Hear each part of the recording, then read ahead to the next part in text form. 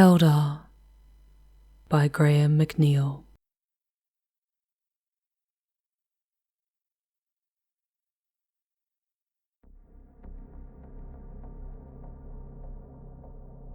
Sariel was a creator of delicate sculptures, but with the donning of her banshee war mask, she was now a howling killer. The urge to fight, to drop in amongst the lumbering orcs, was almost too great to resist. But Farseer Ksenia and Jane Zar's orders were clear. When the fallen eagle shines as gold, strike. Kill. She and her fellow howling banshees perched amidst the velvet shadows of protruding roof beams in what had once been a human temple structure. A shattered rosette window, all but one of its coloured panes shattered, filled the end wall. A toppled altar to the human's wizened corpse god lay shattered opposite the broken window. A buckled effigy of their winged idol lay sprawled across it. The temple was grandiose by human standards, but little more than a hovel to one raised on the Eldar craft world of Bieltan. The soaring wraithbone towers and graceful palaces, wrought into being by the bone singers, were majestic and beautiful in a way human structures could never be. The walls of the temple were fire-blackened, its roof little more than a shadowed ruin of jutting iron spars and twisted girders. A striated sky, like a watercolour left out in the rain, pressed down on the city. That the temple was still standing at all was a miracle. The orcs of warlord Scarblitz were stripping the abandoned city of every scrap of metal, timber and stone. This was one of the few structures that had yet to feel the fury of the scavenger mods and demolisher hulks. Sariel watched the greenskins with a haughty disdain, the purity and depth of which no race but the Eldar could attain. They barged and roared and spat like beasts. One squatted to empty its bowels in the corner. Even from high in the rafters, the stench made Sariel want to gag. None of the orcs had seen the Eldar aspect warriors, even though a few had looked up to assay the structural members that once supported the roof. The orcs wore rough garb fashioned from oil and mud-stained rags, over which scraps of hammered sheet metal plates were strapped to their broad, powerful bodies to serve as armour. Many had horned helms pressed into their brutish, tusked skulls. A few sported mechanical arms or legs that hissed and wheezed, leaking oil and hydraulic fluid. It is a wonder to me that such uncouth, savage beings can function at all, much less traverse the stars, whispered Drytha, shaking her head. Sariel looked up in surprise. Exar Drytha was not given to speaking in the moments before blood was to be shed. Sariel's squad leader was a warrior beyond compare, whose skills with her twin mirror swords was sublime. Sariel envied Drytha's her slayer's prowess, but in her more introspective moments, feared what the Exarch represented. At battle's end, Sariel could remove her war mask and return to her artistry without guilt for the lives she had ended. But Drytha's life had become wedded to the path of the warrior. The Exarch was doomed to be a killer until the end of her days. They are no better than club-wielding savages, continued Drytha. What cities do they build? What works of art do they create? Their legacy is naught but death and destruction, writ large on the canvas of the stars. Their race serves no purpose. Their existence may serve no purpose, said Sariel, but that they can fight is in no doubt. Drytha's aspect helm turned to Sariel. Even through the Exarch's sculptural features, all angles and hard edges were concealed. Sariel could picture her sneer. Fight, said Dryther. Their clumsy flailings cannot be called fighting. Sariel said nothing, feeling the Exarch's aggression filling her with killing lust. To be near an Exarch was to feel the touch of death upon you, for they walked with it as their invisible companion. What must it be like to stand in the presence of the reborn Jane Czar? Since the Phoenix Lord's arrival through the damaged webway, the lust for war had dug its claws in deep with every warrior on Arkona. The other craft worlds had also sent their representatives, and the thought of fighting in the same host as the Phoenix Lord filled Sariel with pride. Her fingers curled into fists, and she filled her lungs with the stale, metal-tasting air of this world. She had the clanking, rumbling of an Ork vehicle nearby. Corrosive exhaust fumes billowed from beyond a far wall, and the heavy grinding of spiked tracks tearing up the roadway set the walls vibrating. Sariel swayed with emotion, her balance flawless. The clouds shifted and shafts of dirty sunlight shone into the temple. Clouds of dust caught the light, glittering like gold dust in the air. On any other day but today, it would have been beautiful. A beam of sunlight shone through the last piece of coloured glass in the rosette window, and suddenly Sariel understood the Farseer's words. A shaft of golden light pierced the gloom. It struck the fallen effigy of the human's holy icon, and she saw it now for what it was. A winged eagle of polished steel and glass. It reflected the beams of light and blazes with golden light as though afire. Its radiance filled the temple. Dryther saw it too, and drew her twin mirror swords with a hiss of razored edges, the blades glittering like wrought ice. The Exarch dived from the beam, arching downwards like a hunting shrike. Sariel and the other howling banshees were in motion an instant later, every one of them screaming in battle fury. Sariel released the breath she had taken, giving form to her killing wrath and lust to wreak bloody murder through the psionic amplifiers of her aspect helm. Their screams shook the dust from the walls. It shattered the last pane of glass in the rosette window. It hit the Orks like a physical thing, an oral assault that battered their senses and left them reeling. Their howls were amplified in the confines of the temple, and the very walls began to crumble.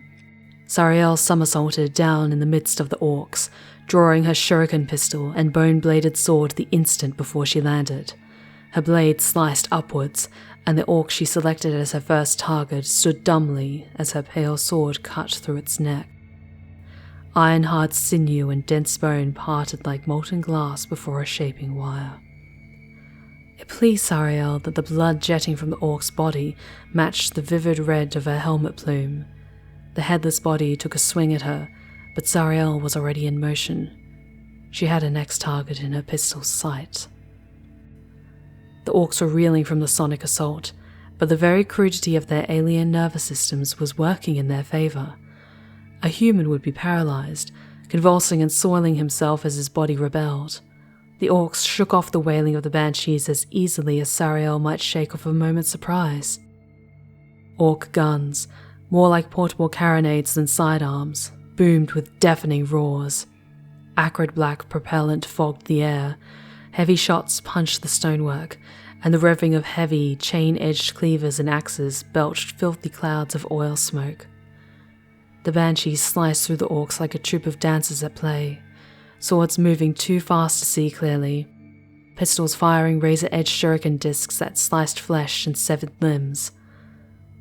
The banshees were the aspect of the elder war god in all his savagery, harbingers of death and grief. Even other Eldar feared the most vengeful of warrior aspects. Sariel fought with her fury in precise balance, using it, turning its passion into a weapon that drove her sword arm with greater strength, her pistol shots to heightened accuracy. To lose control of that fury would be dangerous, but she had trained for years in the aspect shrine to master it. For years her anger had threatened to consume her. Now it served her. She killed 2 more orcs without breaking stride, swaying aside from chugging cleavers and heavy mauls of welded steel and spikes. To Sariel, the orcs fought as though enveloped by some sluggish, viscous fluid. She saw their attacks coming far in advance and was already evading to launch a counter-strike before the blow was even halfway complete. To Dryther, it must seem like the orcs were not in motion at all. The Exarchs spun and leapt, as though engaged in nothing more strenuous than a training session against those newly called to the Banshee Shrine. An orc armed with heavy rotary cannon of rusted iron turned a crank on the boxy firing mechanism. A 2-meter flame belched from the muzzle as a hail of shells exploded from the weapon. They stitched a path through the temple as the greenskin bellowed with a coarse, guttural laughter. Dryther sprinted towards the orc gunner. She sprang into the air, pushing off the adjacent wall and spinning like an acrobat. Her mirror swords flashed, and the gunner found himself on his knees without knowing how. Sariel saw the orc's iron-shod feet standing on the cracked flagstones of the temple a meter behind it. Scissoring blows from the Exarch's glitter-sheened blades took the orc's head, and it crashed forward with its clawed finger still curled around the trigger of its monstrous gun. Pressed into the ground, the weapon bucked and heaved, flipping the enormous bulk of the orc onto its side. Ricocheting shells flew through the temple at random. Most blew out brickwork from the walls. Some struck the orcs with satisfying explosions of green flesh. Sariel saw 2 of her sister banshees struck by the wildfire. An Eldar frame was nothing near as robust as that of an orc, and the shells blew them apart. Sariel knew them both. Urent and Rhaera. 2 lives ended that could never be replaced. Their loss would diminish Bieltan and the Elder race. When she removed her war mask, Sariel would mourn their passing in full. But for now, fury was all that ruled her. Barely a handful of the orcs still lived. Some, displaying a faculty for clear thought that surprised her, were fleeing through the splintered doors of the temple. Others, gripped by the mania common to the greenskin, remained to fight, because fighting was all an orc ever cared about. Sariel felt the ground shake and heard the throaty bellow of the approaching orc vehicle in her bones. She stepped away from the wall as she saw its shadow drawing near. She heard stones split and crack under the tracks of something enormous. "Fly, my banshees!" cried Dryther, sprinting away from the source of the crushing, deafening noise. The banshees gathered up their dead as they left. As well as Urent and Rhaera, 2 others had fallen, Indaria and Alarek. Dryther would not leave their bodies for the orcs to defile. Sariel ran up a pile of heaped bricks fallen from the upper reaches of the temple and vaulted onto the sill of the high lancet window. Daggers of glass still jutted from its splintered frame, but none touched her. She looked over her shoulder as the far wall exploded inwards. A hulking behemoth of patchwork metal roared inside, a vast tank with a crushing spiked roller welded onto its frontal section. Heavy blocks of masonry were crushed beneath its clanking tracks and solid wheels as its bulk slammed down. Dryther and the banshees were already gone, and watched the temple's destruction from the remains of a fallen hab block 100 meters away. Farseer Xinia was waiting for them, her long cream and rune-stitched robes billowing in the wind. The eye lenses of her antlered helm shone with eldritch light, and the wraithbone staff she carried writhed with psychic energies. "You killed the orc with the great cannon," said Xinia, but Sariel could not decide if her words were a statement or a question. "I did," said Dryther. "Good," replied Xinia. "The threads of Arcona's doom weave tighter, though what part the orcs have to play eludes me." "You already know why they are here," said Dryther. "You are just afraid to be right." Do not presume to imagine that the weave of the future can be known by unpicking the threads of the past, Dryther, said Ksenia. The events that brought our people to this world have been in motion for longer than you can imagine, perhaps even longer than our race can comprehend. Sariel forced her gaze from the terrible power of the Farseer and the doom carried in her words. To be a Farseer was to be privy to the secret potentials of the future, and the power they wielded was not for simple warriors to know. She looked back at the temple as the Ork vehicle rampaged through its ruined precincts. 24 greenskins rode atop its armoured cupola or clung to its sides. They wore heavy pot helms and thick round goggles. Each wore a long coat of black hide stitched with a crude representation of a horned skull. The demolisher vehicle slewed around and smashed the altar and its glowing eagle beneath its tracks. The roller tore into the wall behind the altar, and it came down on the vehicle with a thunderous avalanche of debris. Even as it crushed many of their number, the Orks brayed with porcine laughter. Sariel watched with incomprehension. "They kill themselves and still they laugh," she said. "It is all they live for," said Ksenia, and Sariel saw her glance at the Exarch as she spoke. "The fight is all that matters. The greenskin has no grand strategic goals, no desperate fight to stave of species extinction." "Then why fight at all?" asked Sariel. "Because it is all they know," said Ksenia. "It is all they care for, and all that drives their savage culture. To fight is to live, and to live is to fight," said Dryther, turning and sheathing her glittering swords. And Sariel wasn't sure who the Exarch was talking about.